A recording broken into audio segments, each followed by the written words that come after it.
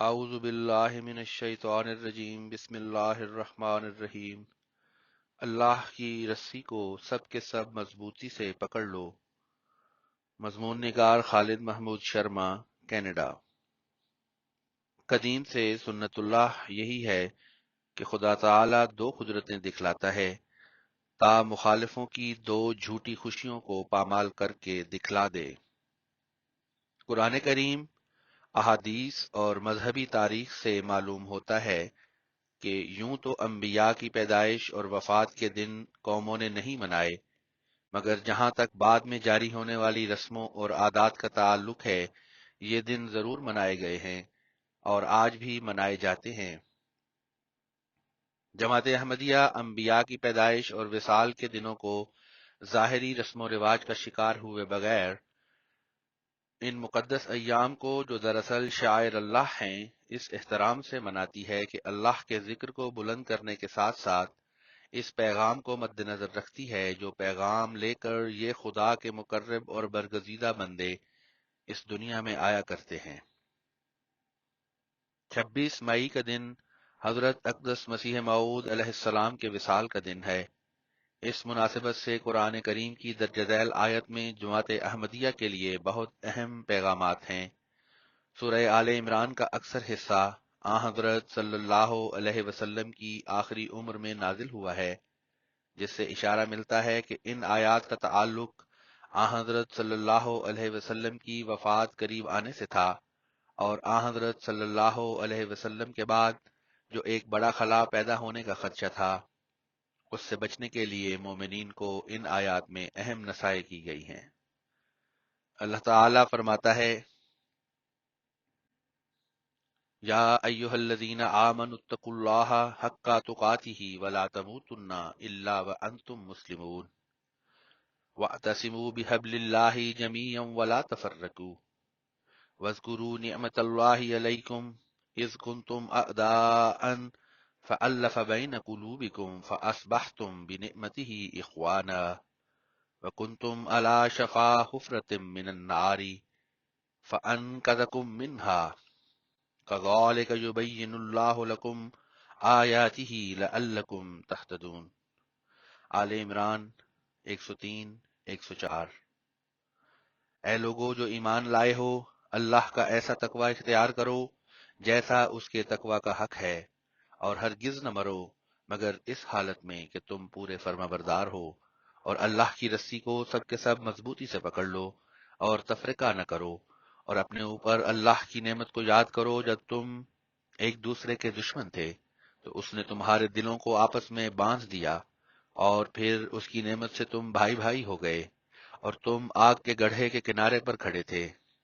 تو اس نے تمہیں اس سے بچا لیا۔ اسی طرح اللہ تعالیٰ تمہارے لیے اپنی آیات کھول کھول کر بیان کرتا ہے تاکہ شاید تم ہدایت پا جاؤ۔ تقوی کا حق کیسے ادا ہوگا؟ اس آیت میں ایسا مشکل پیغام ہے کہ تقوی کا حق ادا کرنا ہر کسی کے لیے ناممکن دکھائی دیتا ہے۔ ہر کسی کو یہ توفیق نہیں مل سکتی کہ اس حکم پر عمل کر سکے، چونکہ استطاعتیں ہر انسان کی مختلف ہیں، اور ساتھ ہی یہ بھی فرما دیا کہ تم نے جان نہیں دینی جب تک یہ یقین نہ ہو کہ پورے طور پر مسلمان ہو چکے ہو۔ تقوی کا حق ادا کرنا قرآن کریم کی روح سے ایسا فرض ہے جو زندگی کے ہر لمحہ میں ساتھ رہتا ہے، کیونکہ موت کا کوئی وقت مقرر نہیں کہ انسان کہہ سکے کہ میں فلاں لمحے میں مروں گا، اس وقت تقوی اختیار کر لوں گا۔ مسلمان ہونے کی حالت میں وفات پانے کے لیے اپنی زندگی کے ہر لمحے پر اپنے تقوی کا نگران ہونا ایسی مشکل شرط رکھی گئی ہے کہ سوائے اس بندے پر جس پر خدا تعالیٰ کا غیر معمولی فضل ہو، عام انسان کی قدرت میں بظاہر یہ حکم پورا کرنا مشکل دکھائی دیتا ہے۔ یہاں انسان کامل، وہ کامل مسلم حضرت محمد مصطفیٰ صلی اللہ علیہ وسلم، جس نے خدا کے تقوی کا ایسا حق ادا کیا کہ اس کی وفات کامل اسلام پر ہوئی، اس کے متبعین کو یہ پیغام دیا جا رہا ہے کہ تم میں تو اکثر کو یہ طاقت حاصل نہیں ہو سکتی کہ ایسا تقوی حاصل ہو جائے کہ کامل سپردگی کی حالت میں جان دو، لیکن اگر تم حضرت صلی اللہ علیہ وسلم کے تقوی کو نمونہ بناتے ہوئے ہمیشہ اس تقوی کے حصول کی کوششیں کرتے رہو گے تو ہم تمہیں خوشخبری دیتے ہیں کہ گرتے پڑتے جس حالت میں بھی تم جان دو گے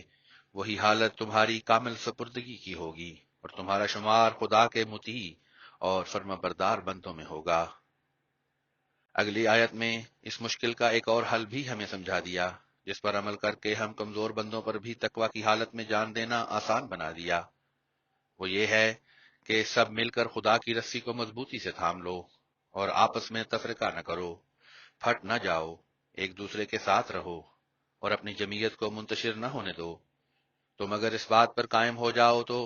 تمہاری بدیوں سے درگزر کیا جائے گا اور تمہاری نیکیاں قبول کی جائیں گی۔ دنیا کا سب سے بڑا متقی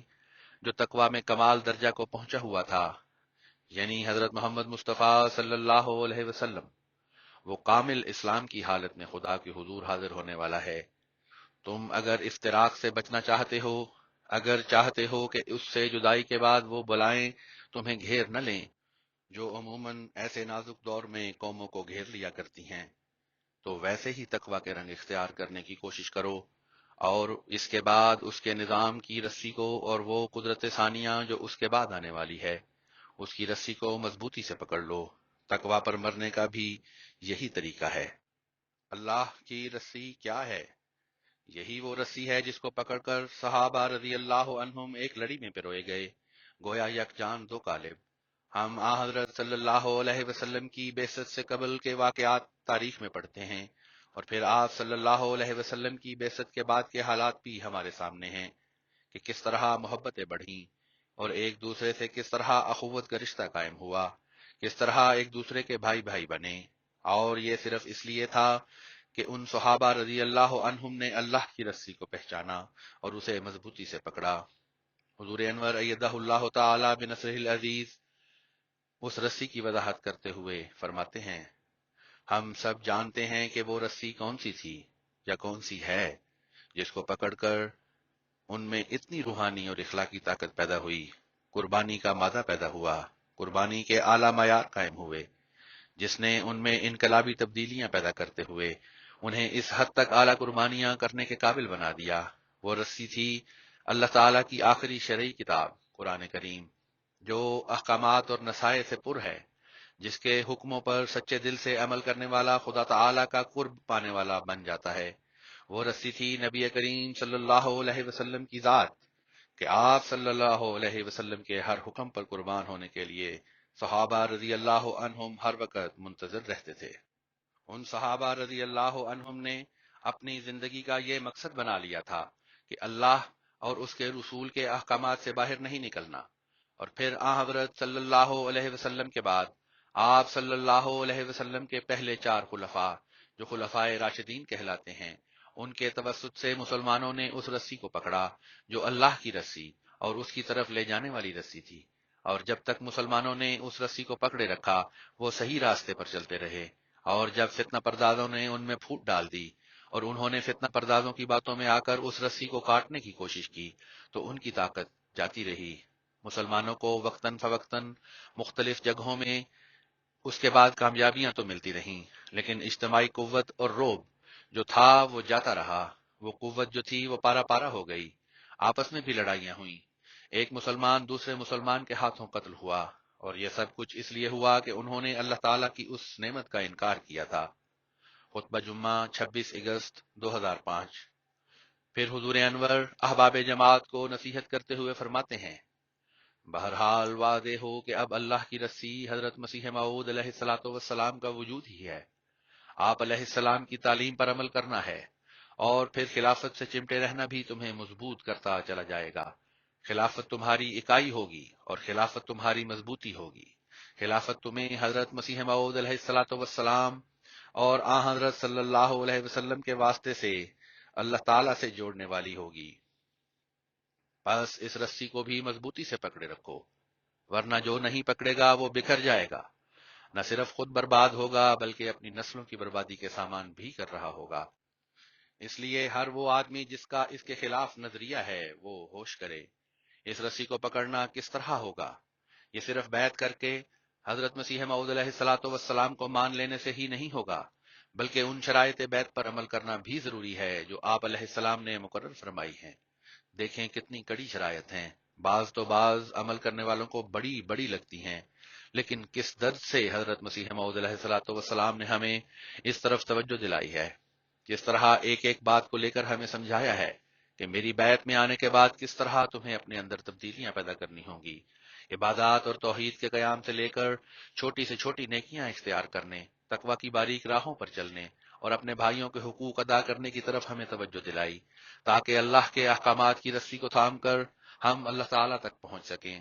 اس کی رضا حاصل کرنے والے بن سکیں۔ اور یہی باتیں ہیں جن کی آپ علیہ السلام کے بعد خلفائے وقت نے تلقین کی اور نصیحت فرماتے رہے۔ خطبہ جمعہ 26 اگست 2005، مطبوعہ الفضل انٹرنیشنل، 16 ستمبر 2005۔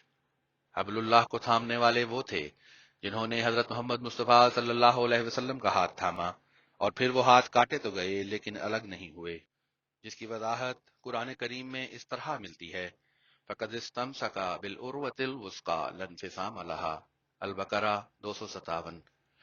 تو یقیناً اس نے ایک ایسے مضبوط کڑے کو پکڑ لیا جس کا ٹوٹنا ممکن نہیں۔ تو فرمایا کہ اگر تم اللہ کی رسی کو مضبوطی سے پکڑ لو اور حضرت محمد مصطفیٰ صلی اللہ علیہ وسلم کے دامن سے چمٹے رہو، تو جس آن بھی تمہاری موت آئے گی وہ تقوی کی حالت ہوگی۔ وحدت کی لڑی میں پروئے جانے کا راز: جب انبیاء علیہ السلام وفات پا جاتے ہیں تو خلفاء ان کی نمائندگی کر رہے ہوتے ہیں۔ بیعت خلافت بھی اسی لیے لی جاتی ہے۔ در حقیقت جب ہم بیعت کے وقت خلافت کے ہاتھ میں اپنا ہاتھ تھما رہے ہوتے ہیں تو حضرت محمد صلی اللہ علیہ وسلم کی غلامی اور پھر سلسلہ بسلسلہ حضرت اقدس مسیح موعود علیہ السلام کی غلامی کا عہد کر رہے ہوتے ہیں۔ جب ہماری توجہ اس طرف مبذول ہوتی ہے تو بیعت کی اہمیت اور اس کے ساتھ اس کی ذمہ داریاں بھی بہت بڑھ جاتی ہیں، اور ولا تفرقوا کے نتیجے میں جو انذار ہے اس کی طرف توجہ بھی جاتی ہے کہ جو شخص بیعت کے بعد اس کے تقاضوں پر عمل نہیں کرتا تو گویا وہ افتراق پیدا کرتا ہے اور اپنے تقوی پر ضرب لگاتا ہے۔ ہر گھر میں اختلافات ہوتے ہیں، لیکن اگر گھر میں کوئی بڑا معزز گھر کا سربراہ موجود ہو جس سے سب کو پیار ہو اور اس کی ایک آواز پر سب اٹھتے اور بیٹھتے ہوں، اس بڑے کی عظمت دلوں میں قائم ہو، تو اختلافات کے باوجود وہ خاندان یکجا رہتا ہے۔ جیسے پرانے وقتوں میں مشترکہ خاندانی نظام ہوتا تھا، تو اس میں ہمارے لیے یہ نصیحت ہے کہ اگر ہمارا تعلق خلافت سے اس طرح قائم ہو جو تعلق نبوت سکھاتی ہے اور عطا کرتی ہے، تو اس نبوت کا فیض خلافت کے ذریعے پوری جماعت میں جاری و ساری ہو جائے گا، اور خلیفہ وقت حضرت صلی اللہ علیہ وسلم کی غلامی اور اس کی برکت سے ہمارے سب اختلافات دور کر کے ایک لڑی میں پروئے رکھے گا۔ چنانچہ اگر ہمارا تعلق خلیفہ وقت سے ایک خاندان کے سربراہ جیسا ہوگا جس میں گھر کا ہر فرد بشر اپنی چیز اپنی نہیں سمجھتا بلکہ اس کی سمجھتا ہے اور اس کے ایک اشارے پر لبیک کہتا ہوا عمل کرتا ہے، تو ایسی صورت میں کوئی اختلاف باقی رہ ہی نہیں سکتا، اگر ہوگا بھی تو دور ہو جایا کرے گا۔ قدرت ثانیہ کی خوشخبری: حضرت اقدس مسیح موعود علیہ السلام نے